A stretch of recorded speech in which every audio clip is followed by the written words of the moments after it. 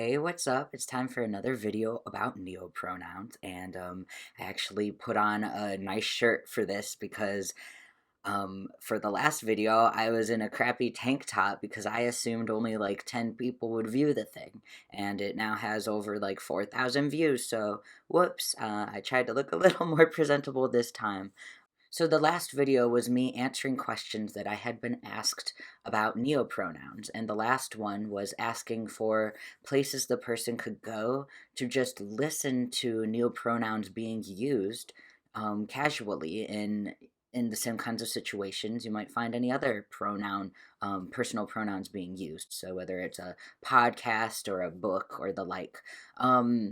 And I have not been able to find anything like a podcast where um, sort of little stories with neopronouns are used, but I have other resources, and this video is going to be me just sort of reading from those resources out loud, and I'll also link so that if you prefer reading it yourself to listen to me drone on, you can do that instead. But yeah, that's what this video is going to be about. It's going to be about sort of normalizing the use of neopronouns by getting you used to hearing them used in an everyday context. So the first resource I want to show you is not one I'm actually going to be reading from, but this web page. It's the non-binary wiki, and it's the English neutral pronouns web page on it. And it features a long list of different neopronouns and other pronouns too, just a variety of personal pronouns. Obviously, it's not an exhaustive list like we talked about before. There are so many different neopronouns out there, but these are some of the most common ones. And I just wanted to let y'all know about this website because it's where I went to, for instance, with what are called Spivak pronouns, aiem, and so on. It tells you a little bit about the history of how these pronouns came about. For instance, Spivak pronouns first appeared in 1990 when this guy named Michael Spivak used them in a manual. So just like a user manual, it's not even a novel or anything. He just wanted some sort of pronoun set that didn't specify a gender, and like this says, they became well known on the internet because a lot of people sort of liked the idea of not having to specify their gender. For some of them, I imagine, were trans people or otherwise, but then I think a lot of cisgender people also found that sort of refreshing to not have to say their gender online. And so yeah, anyway, for any of the pronouns, it tells you the origins, and I bet you'll be surprised to see how old some of them are. Some of them are even from the early 1900s or the 1800s. So yeah, again, I might have a video if y'all are interested that dives deeper into the history of neopronouns. But for now, you can explore this webpage for yourself and see some of that history and get links, for instance. So after this Spivak guy created Spivak pronouns, they have been used in other places. They've been used in some of these books listed here. And then if there's anyone who's like a celebrity or otherwise sort of mildly famous, published, and so on, they'll list that person as a pronoun user for that set. So yeah, that's just the first resource I want to throw out there right off the bat. And since I just showed y'all Spivak pronouns, I think I'll start my reading today with the example I have for Spivak pronouns. If you watched the previous video I made, you might remember this website, the Pronoun Dressing Room. And so I showed in that video that what you get to do is you come to this website, you pick any name you want, and then any set of pronouns you want, you fill it in yourself. I filled in the Spivak pronouns.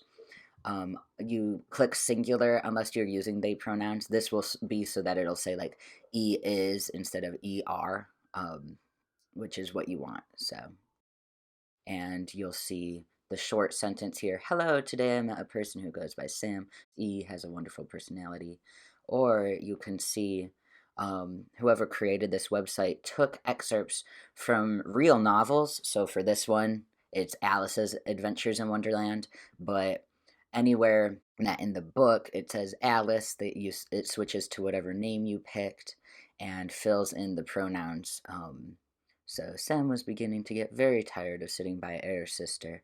Um, And of these options, these several texts you can choose from, I'm going to do this one that I've never heard of, The Piebald Hippogriff by Karen Anderson. And the reason I'm choosing this one is because I know these three other works, and uh, it kind of feels weird to me to read Alice's Adventures in Wonderland with a character who's not Alice. Again, I think it's great for just, practicing and getting used to it, but I kind of like that this is a text I've never heard of, so here's me reading it. The edge of the world is fenced off stoutly enough, but the fence isn't made that will stop a person. Sam tossed their pack and coil of rope over it and started climbing. The top 3 strands were barbed wire. He caught their shirt as he went over and had to stop for a moment to ease himself off. Then he dropped lightly to the grass on the other side. The pack had landed in a clump of white clover. A cloud of disturbed bees hung above, and he snatched it away quickly, lest they should notice the honeycomb inside. For a minute he stood still, looking out over the edge. This was different from looking through the fence, and when he moved, it was slowly. He eased himself to the ground where a corner of rock rose clear of the thick larkspur and lay on air belly, the stone hard and cool under air chin, and looked down. The granite cliff curved away out of sight, and E couldn't see if it had a foot. E saw only endless blue, beyond, below, and on both sides. Clouds passed slowly. Directly beneath air, there was a ledge covered with a long grass where clusters of stars bloomed on tall, slender stalks. E uncoiled air rope and found a stout beech tree not too close to the edge. Doubling the rope around the bowl, he tied one end around air waist, slung the pack on air back, and belayed himself down the cliff. Pebbles clattered, saxifrage brushed air arms and tickled air ears. Once he groped for a hold with air face in a patch of rustling ferns. The climb was hard, but not too much. Less than half an hour later, he was stretched out on the grass with stars nodding all about air. They had a sharp, gingery smell. He lay on the cool shadow of the world's edge for a while, eating the apples and honeycomb of airs. When he was finished, he licked the honey off air fingers and threw the apple cores over, watching them fall into the blue. Little islands floated along, rocking gently in air eddies. Sunlight flashed on glossy leaves of bushes growing there. When an island drifted into the shadow of the cliff, the blossoming stars shone out. Beyond the shadows, deep in the light-filled gulf, he saw the hippogriffs at play. So, yeah, those are Spivak pronouns. The next little excerpt I'll be reading from has a very similar set of pronouns that is also pretty common among those who do use neopronouns. And this set is called either apronouns or Elverson pronouns. So again, you'll notice they're very similar. Instead of E, like just the letter E for the subject form, it's A, E-Y. So again, this is another set where you can kind of tell where it comes from, right? It's they, them, their, but with the TH cut off. Aem, air, airs, emself. And the reason they're called Elverson pronouns is because they were created by one Christine M. Elverson, who is a person who lived in Illinois, who submitted them to win a contest in 1975. And you can actually read the news article that explains what the contest was all about and why it was created. Here is the newspaper article, which is titled, A Has a Word for It, and it was written by Judy Black. As women have grown freer, the English language has grown more tangled. What's a chairperson, and who is a Ms.? But help may be on the way in the form of A, air, and M. Those are the winning entries in the Chicago Association of Business Communicators contest to find pronouns to replace she and he, A, him and her, M, and his and hers, air.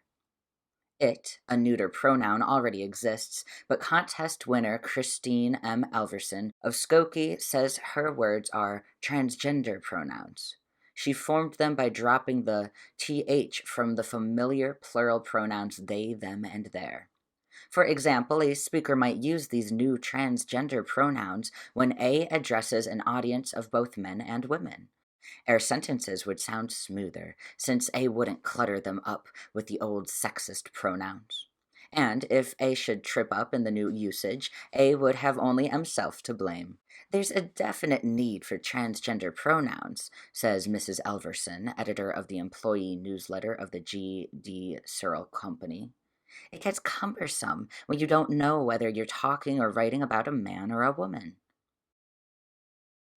So yeah, that's the origin for this set of pronouns. And yeah, sort of originally arose less for the purpose of finding something for non-binary individuals to use, and more about figuring out how to word sentences where you don't know a person's gender, that don't have to be, for instance, someone left his or her pencil. I hope he or she comes back. And obviously, in my opinion, just say, oh, someone left their pencil. I hope they come back for it. That is how it was done back in Shakespeare's time. Jane Austen uses that too, that singular they. But this was a thing coming up where someone entered these a pronouns into the contest and won. And now, even all these years later, non-binary people are saying, ooh, I really like that pronoun set. I'm going to use it for myself. So, to return to this non-binary wiki page of a bunch of English pronouns, if you scroll down to these Elverson pronouns, you'll see that one use of these pronouns in fiction is from C.J. Carter's science fiction novel Que Será Serees. I might be saying that wrong. Que Será Serees, a novel from 2011. And it says this novel is about a species of people with a single gender who are called by Elverson's a pronouns. And my cats are trying to murder each other. So if you hear any clattering around, that's what that is. But anyway, what I'm going to do for y'all is read a short passage from this novel. I have not read this novel myself. I really don't know much about it. But this is an excerpt I found online where you can see the a pronouns getting used. While we wait for confirmation, Javerhal, Verna said, I should mention that your aide impressed me earlier. How so? The large hairy alien said to his blue-skinned host. He asked very diplomatically which pronouns to use when addressing my people. I appreciated his audacity. It's rare to find a willingness to speak up like that from someone so early in their career. Javerhal's large cylindrical body quivered subtly and slowly, one of the Quinkst's forms of expressing appreciation. He remembered when he first dealt with Verena's unigendered species. Though just as curious as his aide had been, he simply followed the lead of the then ambassador, never questioning if it was correct. Valyaharis has a boldness that I also find refreshing. What was your answer? I explained that even on Ceres, most species have two distinct genders, and our pronoun set for them is essentially the same as yours. I told him that amongst ourselves, we have another pronoun category where a, em, and air roughly correspond to she, her, his, or he, him, and her. I did make it clear that we really have no preference, and that he should use the standard of the Quinkst. The alien flattened his 1.5 meter tall, matted orange hair covered, sea cucumber like body. Adding a respectful crossing of his tri-pincher posterior claws, Javerhal said, You've certainly earned your first negotiator title, my friend. You honor us by teaching when others might scold. Your example will make Vayahares more able as he matures. Verna bowed slightly in one of the accepted interplanetary modes. A was the youngest first negotiator in 126 years and was eager to validate the faith Air superiors placed on M. A said with Air upper mouth, I'm the one who is honored by such comments from a holder of the Red Claw, Javerhal. Thank you. So yeah, there's the excerpt. I have very little idea of what's going on in it. But there you have it. One thing I do want to point out when we're on the topic of neopronouns being used in science fiction and fantasy novels is something that is a little problematic, certainly very interesting, and that is the tendency for neopronouns to be used for non-humans, for alien species and the like. Or artificial intelligence. You'll find in science fiction that neopronouns tend to get used for non-humans and never for humans. This is problematic because it implies that humans are only ever male and female, that there are no non-binary humans and the like.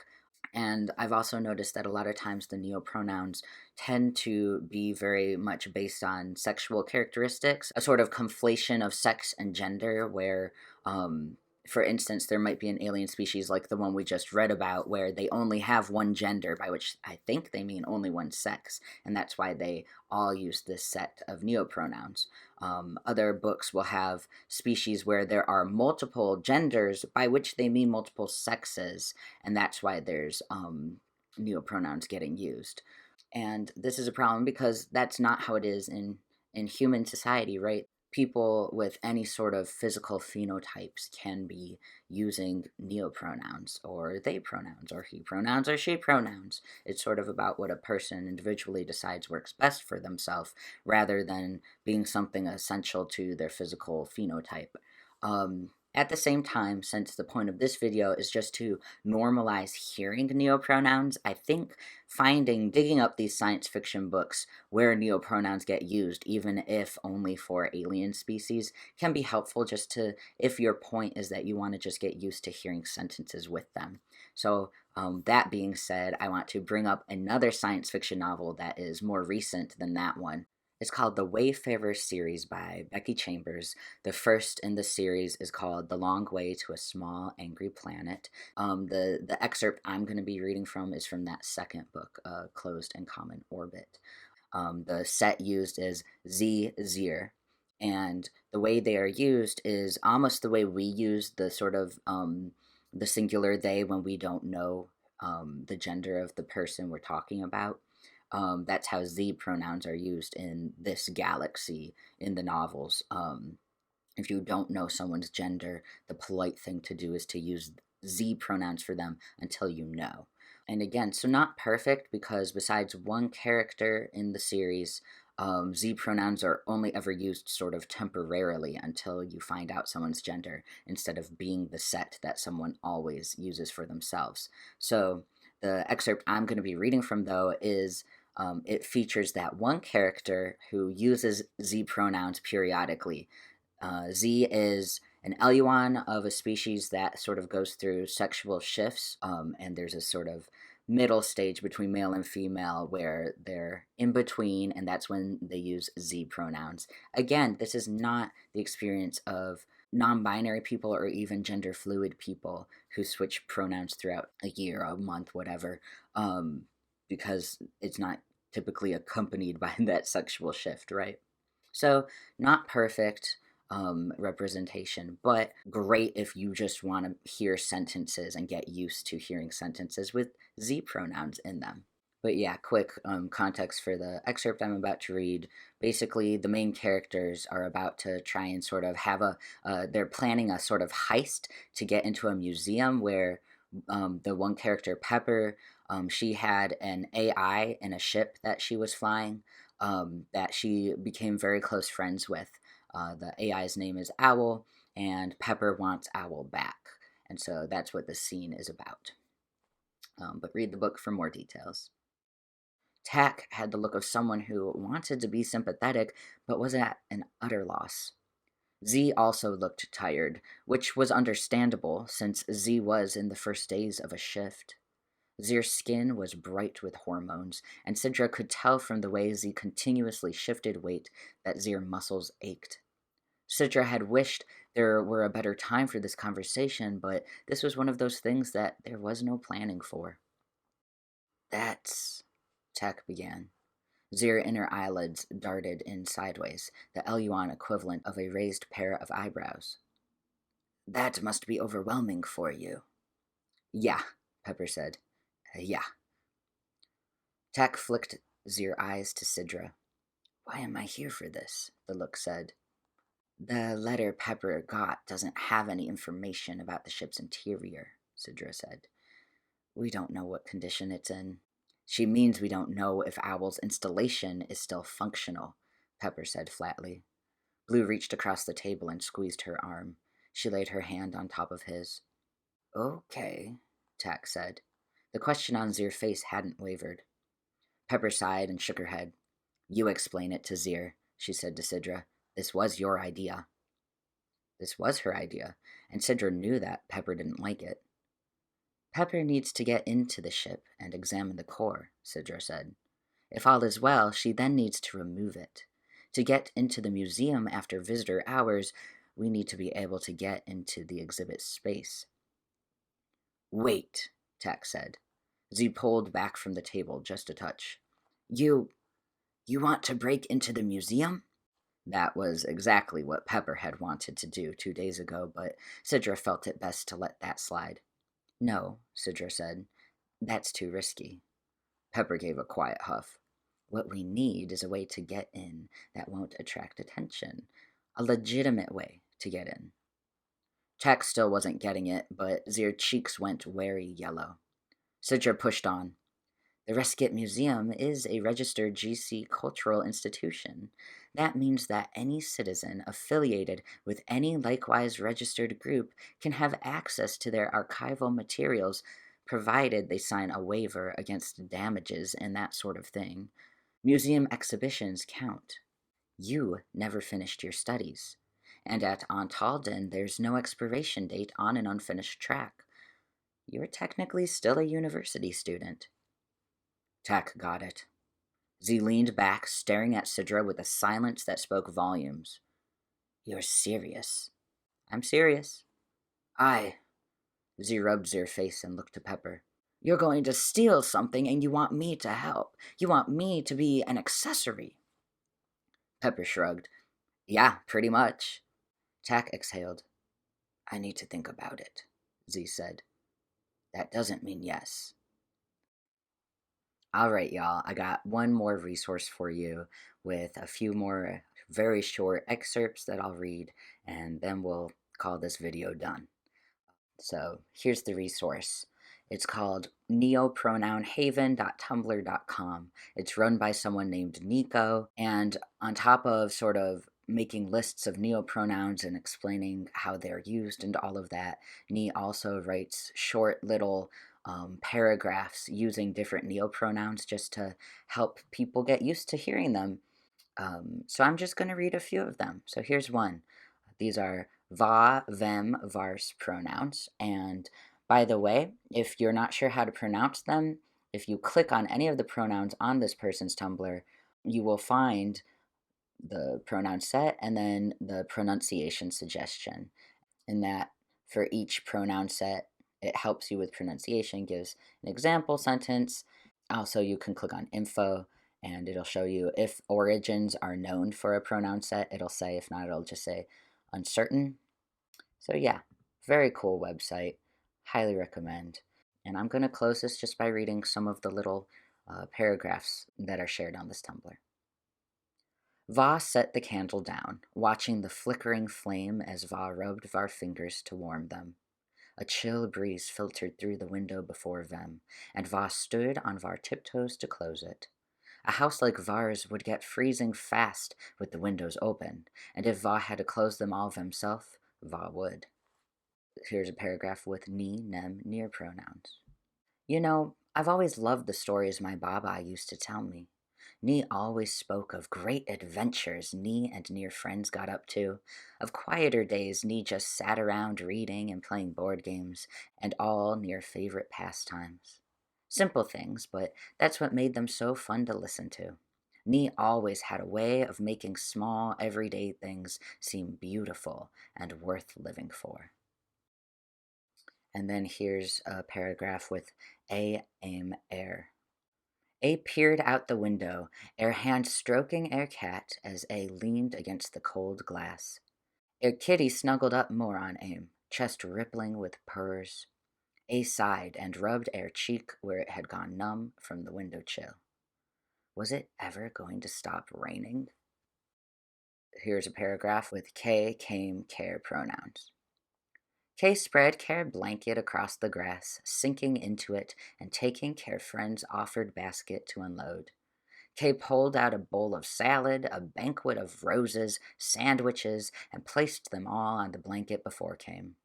Smiling widely, Kay then picked up the flowers and plucked some petals, sprinkling them around himself until Kay became surrounded by red velvet petals. Care's friend saw this and laughed, smiling at Care's silliness. And finally, we have one more paragraph that uses the same aiem, aier pronouns we were looking at before. Sometimes Jove didn't like the way air walk thudded against the ground, or how A couldn't see himself being respected with these pronouns of airs. Yet air friends still smile at him all the same, and are happy A is growing into air skin finally. Okay, well, that's the video, y'all. If you're interested in me potentially reading more pronoun sets, more examples, I'd be happy to make some time for that, so just let me know. And if you'd be interested in me doing a video that digs deeper into the history of neopronouns and maybe gets more into sort of the linguistic stuff, I'd also love to do that. That's something I wrote a paper on in college, and I can't find the paper anywhere, so I'd have to sort of just do the research all over again, but I'm happy to because that was a fun paper for me, so I wouldn't mind having to do it again. So yeah, let me know if you're interested in that. If you know of any great resources for people, either more resources where you can listen to or read stuff that uses neopronouns, anything like that, let me know. And in the meantime, I hope you all take care.